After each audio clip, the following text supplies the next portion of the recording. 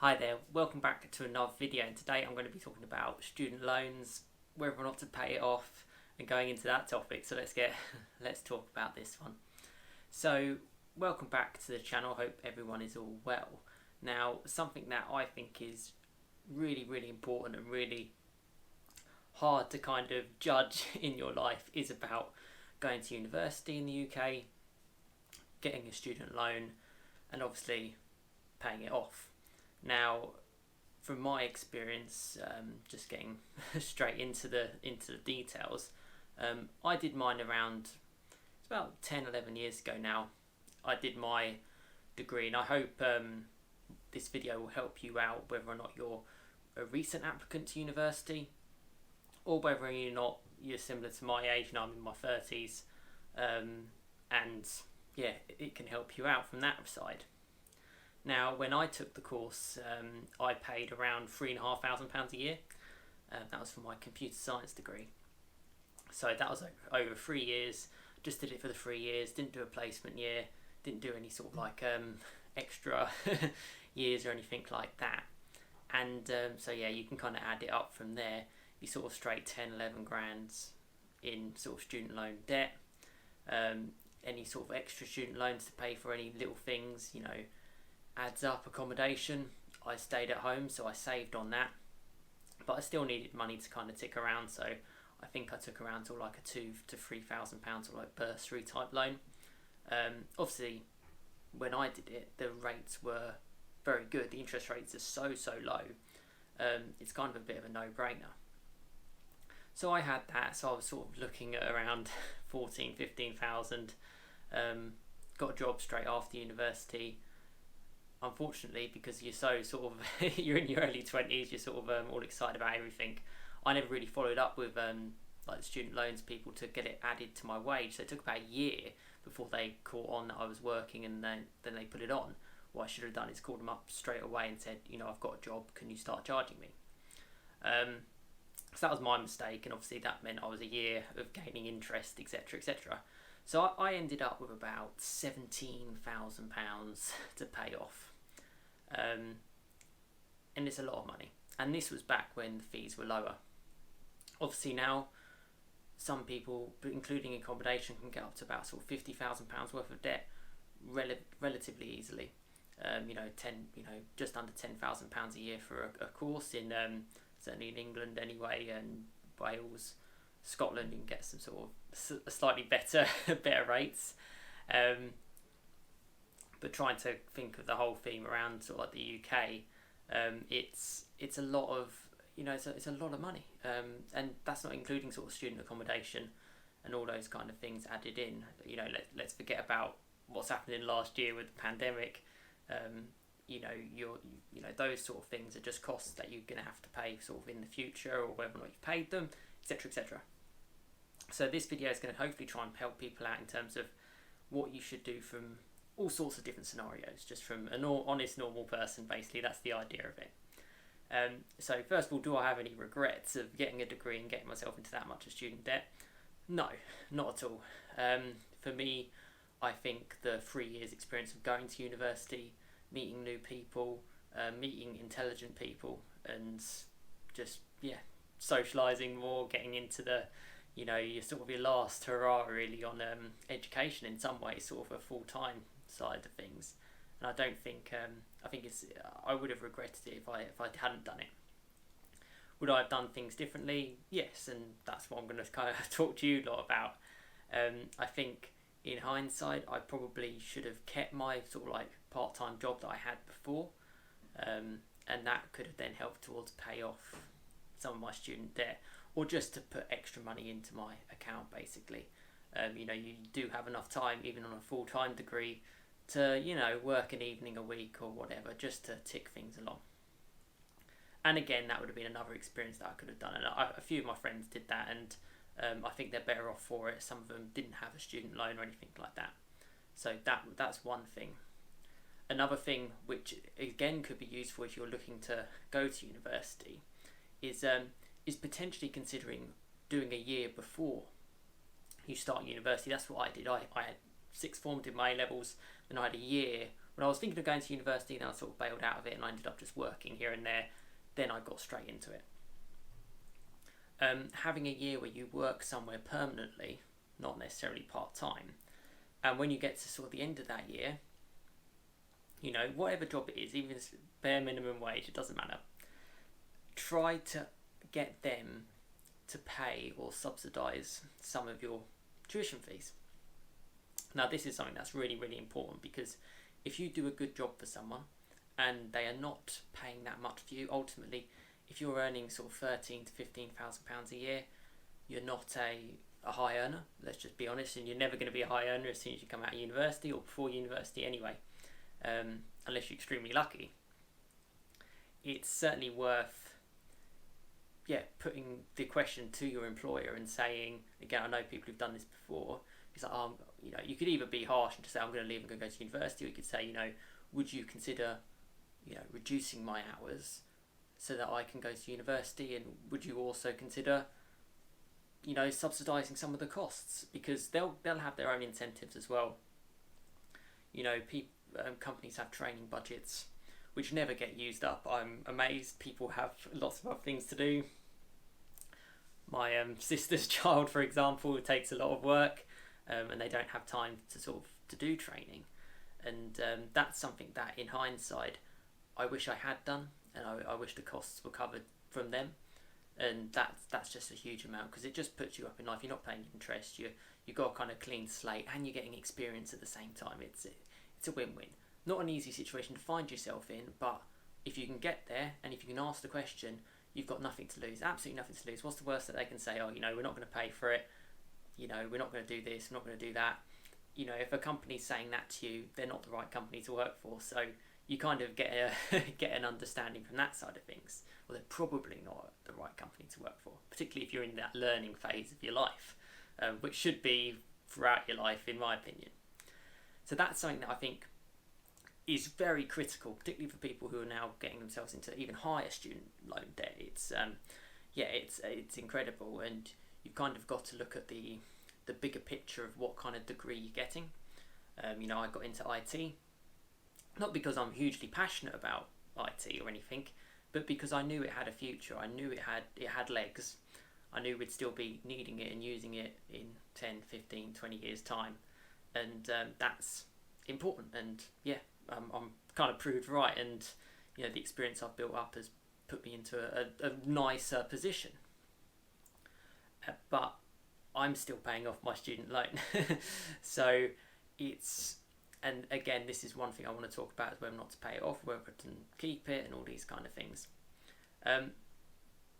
So you've got to think about what degree you're going to get and how much money you're going to earn, because ultimately there's no point in getting yourself in £50,000 worth of debt if you're going to kind of change career path, or you know, you're going to completely forget about what you're doing, or you know, there's no money in it, basically. You know, money makes money. You've got to have something throughout your life. Now there's nothing wrong with trying something new. You know, I'm doing YouTube and stuff like that, which I enjoy, and to mix things up a little bit, but certainly something when you're investing that much money into yourself, that specific topic, be it computer science, be it journalism, be it law, be it whatever you want to get into, you've got to be committed to it for the long term. That's basically it. You can do other bits on the side, there's nothing wrong with that, but that's one thing you've really got to think about, and something that I think is, you know, when I was applying for universities and stuff when I was in sixth form, they didn't really help me out. You know, you can only help yourself out. You can only get inside your own head of what you want to do in your life. And you know, at that time, even when I was at university, I didn't really even think about the money that was going out. It was just like, oh, you know, it's a good time. Oh yeah, you know, get to spend time with friends, get to play football, get to do all these things. And but I never took it for granted. I really, you know, I'm not the quickest learner in some regards. You know, I have to really nail down, head down, get into the library or whatever, and just, you know, study all the books that you can to be able to pass certain exams and tests.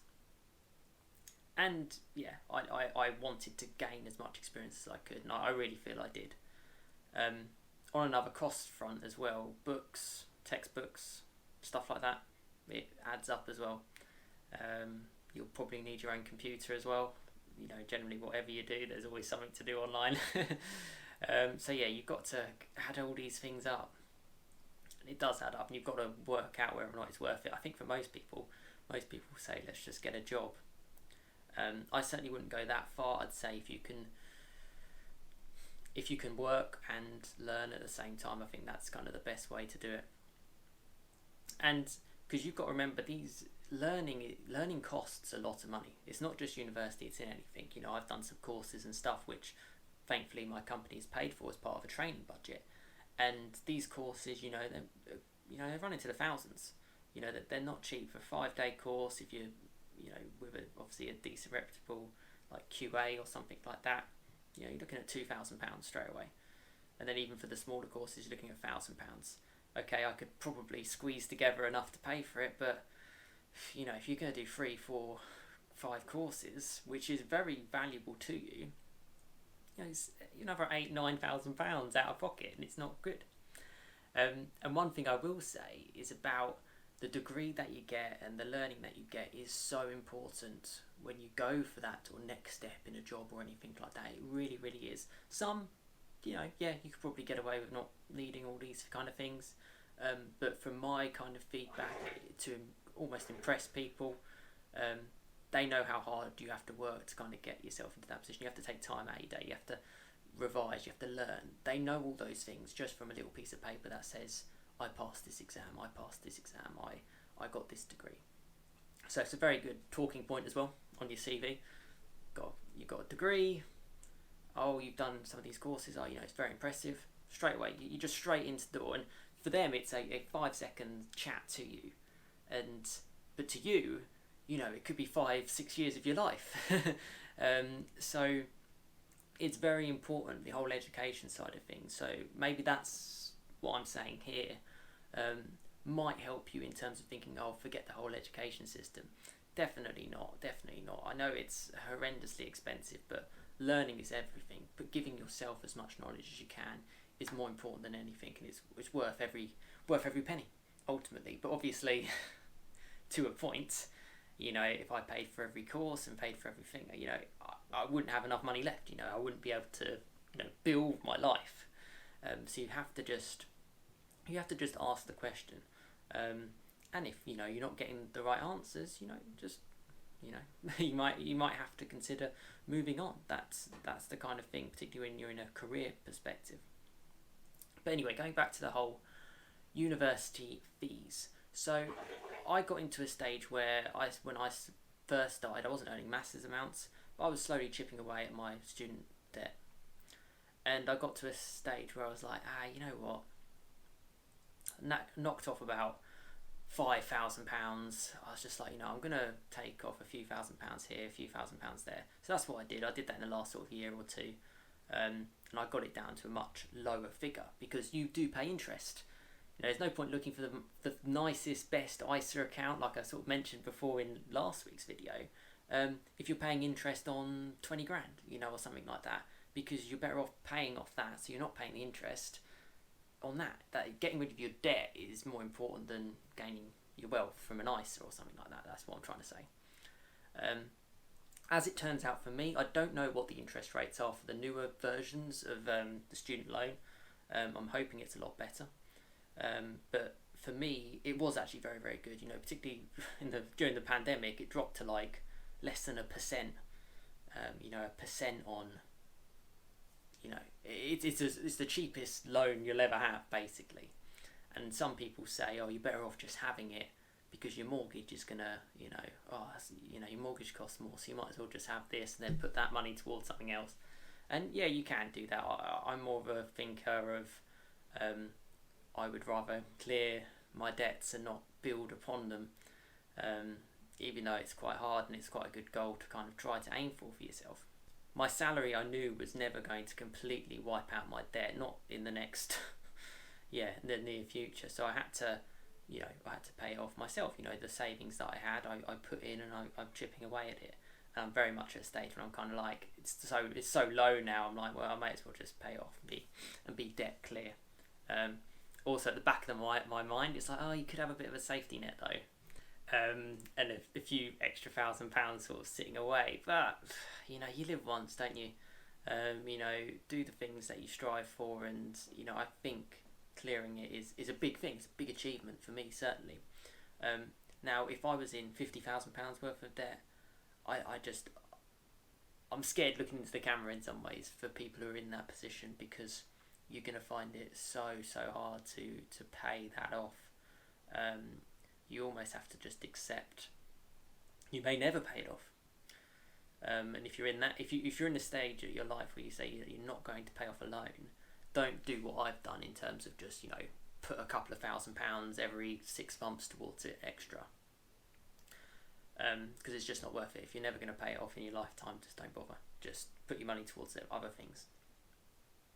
I hope this kind of video has helped people out in terms of just a little bit of a sit-down chat from a real-world perspective. I was sitting in your shoes, going into university, not really thinking too much about the money side. I'm sitting here now thinking about people who are in the same position going into university, so I can help you out on both of the same sides. And the sad thing is, I think finding a company which will help support your learning is the best thing to do. Because the more they invest in you, the more that they like you, the more you kind of see your value, if that makes sense. And I think that's something very, very crucial, particularly with fees and things going so high. And and then you then got more interest to invest in them. So it's a two-way thing, and you can kind of go from there. But I am interested to know what people are kind of thinking on the student loan side. Do you just think, just leave it, forget about it? Because that's what I did. Wasn't the right thing to think about, to be honest with you. If I look back, I should have been more focused on the finance side of things. But hey, I'm 20 years old, so what can you expect? But now I'm like, the sooner you can get your head screwed on financially, the better, because you'll reap the rewards as you get older in life. That's kind of the feeling.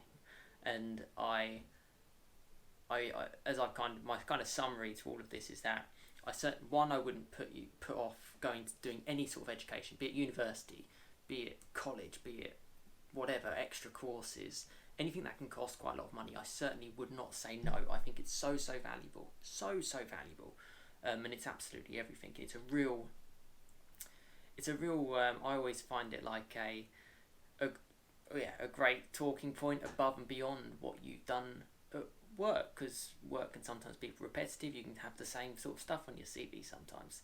So to say that you've got a course here and there, it just shows the intent of what type of person you are. And hopefully that is the person that I'm talking to. Now, if you're, there's so many sort of different avenues to kind of go into this one, and I really look back and I would say, do the education side, but pay it off as soon as you can, because I think as time goes on, you'll be better. You'll be better for it. And hopefully that's kind of helped a little bit from my experience anyway. But let me know your thoughts as well. I think you've kind of have got to be relaxed about these kind of things. You've got, particularly if you're in university, you might be quite young. You've got the whole of your life to kind of earn money and stuff. So don't overthink it, for sure. But have it in the back of your mind. Have a little idea of like, well, actually, I can pay this off by XYZ date. And that's again something quite good to look forward to. I don't necessarily see it as a goal for someone who's sitting in their 20s and sort of saying, I'm never going to pay this loan off. You're not setting yourself up. Set yourself up to give yourself a chance, and try and get the help that you can to be able to deal with it. Debt is not good. It can sometimes be a necessity, particularly early on in life, and you can use it as a motivation to kind of improve and whatever you kind of want to do in life. But thank you so much for watching. Hope you've enjoyed this little chat about student loans. It's a shame that they cost as much as they do, but if if you can find a way to make it work, it is worth it. Just think of the end picture of it, because that will quickly come around and hit you in the face. So I'd rather you listen to this video for about 20 minutes than maybe suffer something that you don't want to. Thank you for watching. I'll see you again next week. Thanks everyone.